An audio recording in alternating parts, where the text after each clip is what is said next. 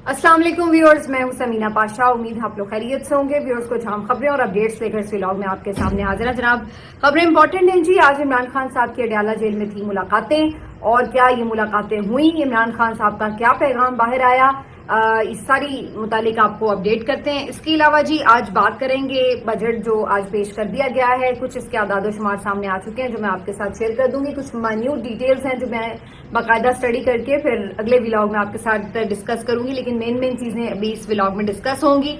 इसके अलावा जी आपको बताएंगे कि एक और सहाफी खातून का अकाउंट जो है वो फतह कर लिया गया है, और साथ ही साथ सुहेल वड़ाई साहब के ऊपर भी तनकीद हो रही है और फिजा अली के ऊपर भी तनकीद हो रही है। वजह क्या है, ये दोनों आपस में क्यों आमने सामने आ गए, इसके ऊपर भी थोड़ी डिटेल बात करेंगे। तो आपसे रिक्वेस्ट है कि चैनल को सब्सक्राइब कर लें अगर अभी तक सब्सक्राइब नहीं किया।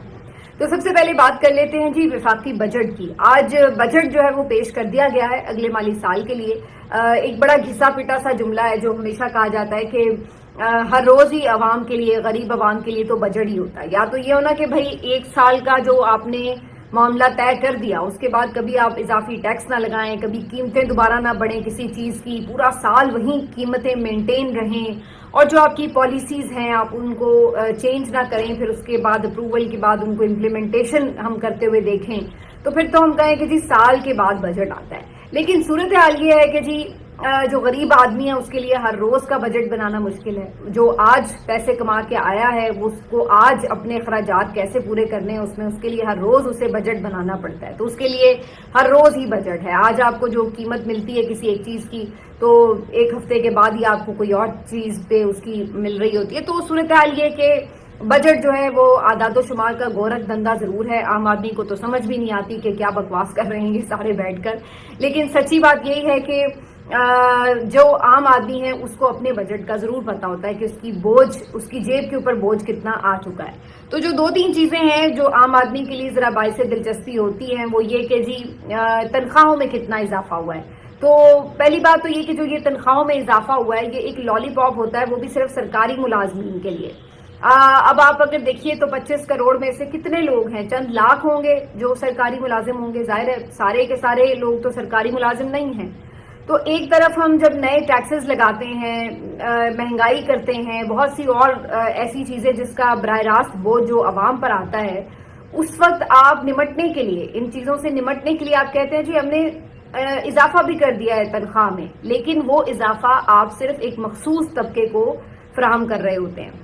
वो वैसे तो वो भी बड़ा कम होता है, लेकिन अगर जितना भी हो वो है बड़े थोड़े से लोगों के लिए, और एक बड़ी आबादी जो है वो उस इजाफे से, तनख्वाहों में इजाफे से महरूम रहती है। जो आपका प्राइवेट सेक्टर है वो उस हिसाब से तनख्वाहों में इजाफा नहीं करता, बल्कि जब उनके ऊपर बोझ आ रहा होता है तो हम देखते हैं कि जो सरमायादार हैं, जो भी अपने पास बहुत से लोगों को काम करवा रहे हैं, वो उस तरीके से उनकी तनख्वाहों पर उल्टा कट्स लगा देते हैं। ये मेरे साथ भी हो चुका है और बहुत सारे लोगों के साथ हो चुका है। तो कहने का मतलब ये है कि जो भी इंडस्ट्रियलिस्ट है, जो ताजिर है, वो खुद अपना नुकसान नहीं करता, वो जो सारा इजाफा या नुकसान उसको कारोबार में होता है वो दूसरे की तरफ उसको ट्रांसफर कर देता है। तो आम आदमी जो प्राइवेट सेक्टर में काम कर रहा है उसकी तो उल्टा तनख्वाह में कमी हो जाती है देखा जाए तो बहरहाल सरकारी मुलाजमीन की तनख्वाहों में 10% इजाफे की तजवीज दी गई है इस मनी बिल में। और पहले ही सरकारी मुलाजमीन बड़ी तादाद में यहाँ एहतजाज के लिए पहुंच चुके थे। बजट सेशन अभी शुरू भी नहीं हुआ था और काफी बड़ी तादाद में यहाँ पर सरकारी मुलाजमीन आ गए थे अपने मुतालिबात के लिए।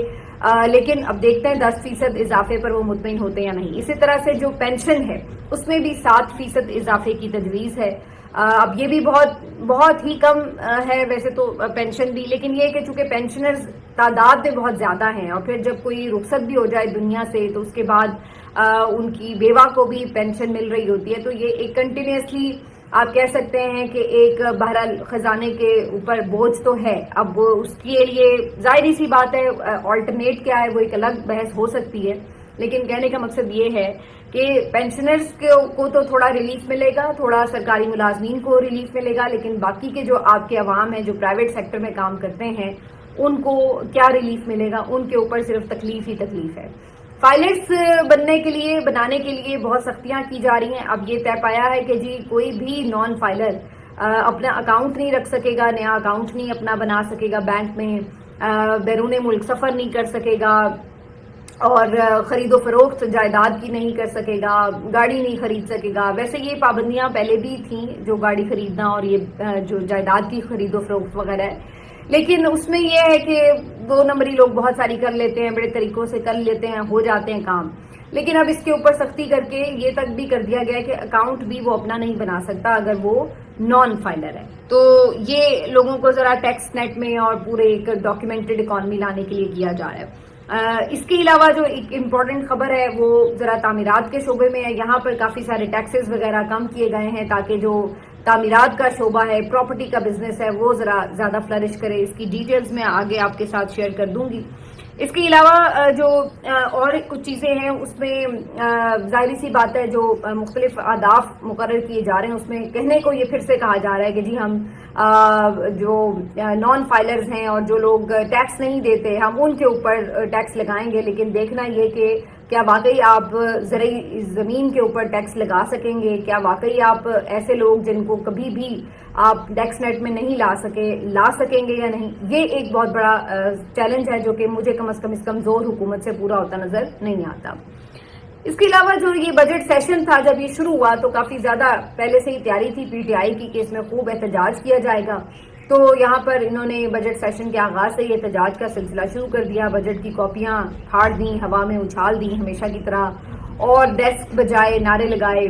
آج ایک منفرد بات تھی وہ یہ کہ شہباز شریف صاحب جیسے ہی اسمبلی میں تشریف لائے تو لیلے کی تصویریں سب نے اٹھا لی اور کہا کہ جی لیلا لیلا لیلا آ گیا، لیلے کا بجٹ، اور اس کو لیلا بجٹ قرار دیا اور لیلا لیلا کے نعرے بھی لگتے رہے. ساتھ ساتھ عمران خان صاحب کی رہائی کے لیے بھی نعرے لگتے رہے اور بھی مختلف قسم کے IMF کا بجٹ نامنظور اس ٹائپ کے نعرے بھی لگتے رہے. تو خوب انہوں نے آج احتجاج کیا. بہرحال وزیر خزانہ نے اپنی تقریر جو تھی احتجاج کے دوران بھی کنٹینیو رکھی، لیکن کافی زیادہ شرمندگی کا سامنا کرنا پڑا آج مختلف جو حکومتی اراکین ہیں ان کو جب وہ اپنے سامنے اس قسم کے نعرے وغیرہ دیکھ رہے تھے. تو بہرحال یہ تو ایک روایتی حصہ ہے، لیکن بات وہی ہے کہ بجٹ میں شور شرابے سے فرق کچھ نہیں پڑے گا. اور ویسے بھی یہ میرا خیال ہے جو پی ٹی آئی کے اراکین ہیں ان کے لیے آپ کہہ سکتے ہیں کہ یہ آخری موقع تھا بجٹ میں اتنا شور شرابہ کرنے کا، کیونکہ ہو سکتا ہے اگلی دفعہ بجٹ سے پہلے ہی وہ اہل ہو جائیں بہت سارے ان میں سے. تو اس کے علاوہ جو امپورٹنٹ بات ہے وہ یہ ہے کہ یہ لے جی بجٹ کا سن کے کوئی مکھی میرے اوپر بار بار آ رہی ہے. اچھا جی، تو یہ جو سارا آج بجٹ سیشن ہے کافی زیادہ آپ کہہ سکتے ہیں کہ ہنگامے کی نظر رہا. اس کے علاوہ جو آج کے سیشن کی جو ڈیٹیلز ہیں جو بجٹ کی وہ میں اگلے ولاگ میں آپ کے ساتھ شیئر کروں گی. لیکن دوسری طرف آج امپورٹنٹ ملاقاتیں تھیں عمران خان صاحب سے، ان کے وکلاء کی بھی اور فیملی کی بھی. فیملی کی ملاقات ان سے ایز یوزول رکاوٹ ڈالی گئی اور بہت ہی 1.5-2 کلومیٹر دور ناکے پہ روکا گیا. وہاں پر جو تینوں بہنیں تھیں رکی تھوڑی دیر اور اس کے بعد انہوں نے پیدل آگے جانے کا فیصلہ کیا. اب میں آپ کو بتاؤں کہ اس وقت پنجاب کے میدانی علاقوں میں شدید قسم کی ہیٹ ویو ہے اور آج مختلف جو شہروں کا درجہ حرارت تھا وہ 40 سے ابو تھا، 40 سے 45 کے درمیان ہی تھا، کہیں 42، 43، 44 یہی درجہ حرارت تھا. پنڈی میں بھی آلموسٹ اسی کے آس پاس تھا. اور اس شدید گرمی میں، چلچلاتی دھوپ میں، دوپہر کا وقت، اور عمران خان صاحب کی یہ بہنیں پیدل چل کر تقریباً 1.5 کلومیٹر پیدل چل کر اڈیالہ کی طرف آئیں. اور یہ کوئی نوجوان خواتین نہیں ہیں، یہ بزرگ خواتین ہیں، ٹھیک ٹھاک بیچاریوں کی ایج ہے. اور یہ خواتین لیکن آپ کو پتہ ہے کہ عزم و ہمت کا پیکر ہیں. عمران خان کی طرح یہ بھی بہادر ہیں، چٹان کی طرح ہیں، ان کے حوصلے بھی اور جوانوں سے زیادہ پرعزم نظر آتی ہیں. اور یہ بات انہوں نے کی بھی علیمہ خان صاحبہ نے، جب ان سے کہا گیا کہ اتنی گرمی ہے احتجاج کے لیے لوگ نکلیں گے، انہوں نے کہا کہ جب عمران خان اتنی ایج میں اتنی گرمی میں اندر کال کوٹری میں بیٹھ سکتا ہے تو ہمیں کیا مسئلہ ہے، نوجوانوں کو کیا مسئلہ ہے، وہ کیوں نہیں چل سکتے؟ آپ ہمیں دیکھیں، ہم نہیں چل رہے اتنی گرمی میں. اور پھر انہوں نے چیلنج کیا کہ مریم نواز ذرا اس گرمی میں آ کے 5 منٹ کھڑے ہو کے دکھائے. تو مریم نواز کیسے کھڑی ہو سکتی ہیں بھائی، وہ تو شہزادی ہیں، راجکماری ہیں اور اتنا مہنگا میک اپ کرتی ہیں استعمال، تو اس میک اپ کے ساتھ باہر نکل کے اتنی دیر کھڑے ہونا گرمی میں یا چلنا چاہے ٹک ٹاک بنانے کے لیے بھی، تو وہ بھی میرا خیال ہے ان کے لیے مشکل ہو جائے گا. تو بہرحال علیمہ خان صاحبہ چلتی رہیں، پہنچی اڈیالہ تک، لیکن انہیں اندر جانے کی اجازت نہیں ملی. اس موقع پر انہوں نے میڈیا سے گفتگو بھی کی، ان سے مختلف سوالات ہوئے انہوں نے کہا کہ عمران خان کو یہ کہا جاتا ہے کہ آپ اپنے لیے بات کر لیں، آپ کو کیسے ریلیف ملنا ہے، آپ نے کیا سمجھوتے کرنے ہیں، لیکن ملک کے لیے بات نہ کریں، ڈیل کریں اپنے لیے ڈیل کریں۔ لیکن عمران خان اندر یہی بات پہ رکا ہوا ہے کہ اس نے اپنے لیے کچھ مانگا ہی نہیں، وہ کہہ رہا ہے تو کچھ کہہ رہا ہے، مانگ رہا ہے، کوئی بات بھی کرنا چاہتا ہے تو صرف ملک کے لیے کرنا چاہتا ہے، اس ملک میں رول آف لا کے لیے کرنا چاہتا ہے، ڈیموکریسی کے لیے کرنا چاہتا ہے۔ اور اس کے ساتھ ساتھ ان سے یہ سوال ہوا کہ جو آرمی چیف کے دورے کے اوپر احتجاج کی بات ہو رہی ہے تو اس کے اوپر کیا حکمت عملی ہے، کیا ہونا چاہیے یہ احتجاج، کیونکہ سرکاری ملازمین کے خلاف کیا احتجاج کرنا، سیاسی جو جماعتیں ہیں وہ تو سیاستدانوں کے خلاف احتجاج کرتی ہیں، تو اس پر انہوں نے کہا کہ کیوں احتجاج نہیں ہو سکتا، کسی کے خلاف بھی احتجاج ہو سکتا ہے اور یہ آئینی حق ہے۔ تو ایک طرح سے انہوں نے اس کو کوئی اپوز نہیں کیا کہ نہیں ہم اس سے لا تعلقی اختیار نہیں کی، یہ بڑی امپورٹنٹ بات ہے۔ اس کے علاوہ جو امپورٹنٹ بات تھی وہ یہ کہ پھر نورین خان صاحبہ اور عظما خان صاحبہ ان دونوں بہنوں کو ملاقات کی اجازت مل گئی اور یہ اندر چلی گئی۔ پھر کچھ دیر کے بعد جب یہ واپس آئیں تو انہوں نے آ کے بتایا کہ عمران خان صاحب مکمل صحت یاب ہیں، ماشاءاللہ خوش ہیں اور ٹھیک ہیں، لیکن انہوں نے یہ ضرور کہا کہ عمران خان صاحب سے جب ان کی ملاقات ہو رہی تھی تو ایون اے سی پنکھا وغیرہ اس کانفرنس ہال کا بھی بند تھا، اور اس کی وجہ یہ تھی کہ جو کرنل صاحب، یہ لوگ کہتے ہیں کہ باتیں سنتے ہیں تو وہ کہتے ہیں جی وہ کرنل صاحب جو ہیں ان کو بات سننے میں مشکل ہوتی ہے اے سی چلنے سے، اس لیے وہ اے سی تک بند کروا دیتے ہیں۔ بہرحال عمران خان صاحب کو یہ چیزیں ظاہر ہے توڑ نہیں سکتی۔ یہ میں بتا دوں، واضح کر دوں، یہ کانفرنس ہال کی بات ہو رہی ہے، عمران خان صاحب کا جو سیل ہے اس کے اندر اے سی ویسی نہیں لگا ہوا، کیونکہ وہاں سے سیل سے نکل کر عمران خان صاحب کانفرنس ہال میں آتے ہیں، وہاں پہ ان کی ملاقاتیں ہوتی ہیں، تو یہ اس روم کی بات ہو رہی ہے۔ اچھا، اس کے علاوہ جو نورین خان صاحبہ ہیں جب وہ جا بھی رہی تھی تو کہتی کہ میں بڑا خاص پیغام لے کر جا رہی ہوں اور جو باتیں ہوں گی وہ آ کے آپ کو بتائیں گے۔ احتجاج کی حکمت عملی کے حوالے سے بھی ایکسپیکٹیشن تھی کہ شاید آج کوئی ڈیٹ اناؤنس ہو جائے گی، لیکن بہرحال جب وہ واپس آئی تو انہوں نے آ کے بتایا کہ فی الحال کوئی عمران خان صاحب نے ڈیٹ تو نہیں دی، لیکن انہوں نے یہ ضرور کہا ہے کہ جو قوم ہے، تنظیمیں ہیں، ان تک میسج پہنچ چکا ہے اور اب بس میں نے ایک کال دینی ہے اور احتجاج جو ہے وہ شروع ہونا ہے۔ لیکن انہوں نے کہا کہ وہ بڑے پر امید ہیں کہ یہ ملک گیر احتجاج جو ہے وہ لازمی کامیاب ہوگا اور ملک میں رول آف لا بحال ہوگا۔ تو جو ان سے پوچھا گیا کہ خاص میسج کیا ہے، سرپرائز کیا ہے، تو انہوں نے کہا کہ وہ خاص تو پھر خاص ہی ہوتا ہے، وہ سب کو نہیں بتایا جاتا، لیکن یہ انہوں نے کہا کہ کچھ دنوں میں یہ سرپرائز خود ہی آپ کو مل جائے گا۔ تو یہ بیسیکلی جو ظاہر ہے جو اسٹریٹجی بن رہی ہے اس کے حوالے سے چیزیں ہیں جو آہستہ آہستہ آگے چل کے سامنے آئیں گی، لیکن اس بجٹ کا جو اثر ہوگا وہ بھی اس پہ بڑا آپ سمجھ لیجئے کہ اثر انداز ہوگا، کیونکہ جب لوگ ستائے ہوئے ہیں اور جو ہمیں اعداد و شمار نظر آ رہے ہیں اس سے تو یہی نظر آ رہا ہے، تو اگر اس بجٹ میں کوئی عوام کو ریلیف نہیں ملا تو الٹیمیٹلی یہ ہو سکتا ہے کہ اس تحریک میں لوگ جو ہیں وہ شامل ہونے کا سوچیں، کیونکہ جب آپ گھر سے تنگ ہوں، آپ کا معیشت کا پہیہ نہ چلتا ہو، آپ کا روزگار چھین لیا جائے اور آپ کے لیے 2 وقت کی روٹی مشکل ہو جائے، تو پھر آپ کہیں نہ کہیں اپنے جو ذمہ داران ہیں ان کے خلاف احتجاج کرنے نکل پڑتے ہیں۔ آج میں نے ایک اور خبر دیکھی فیصل آباد سے، میاں بیوی ہیں جن کی کوئی 3 مہینے پہلے شادی ہوئی ہے اور انہوں نے ٹرین کے نیچے آ کر خودکشی کر لی ہے، اور وجہ یہی کہ ان کے پاس کوئی روزگار نہیں تھا۔ یہ جو شخص تھا یہ پاور لومز میں کام کرتا تھا اور آپ کو پتا ہے پاور لومز بند پڑی ہیں، تو 3 مہینے جیسے تیسے انہوں نے گزارے اور اس کے بعد انہوں نے آج ٹرین کے نیچے آ کر خودکشی کر لی ہے۔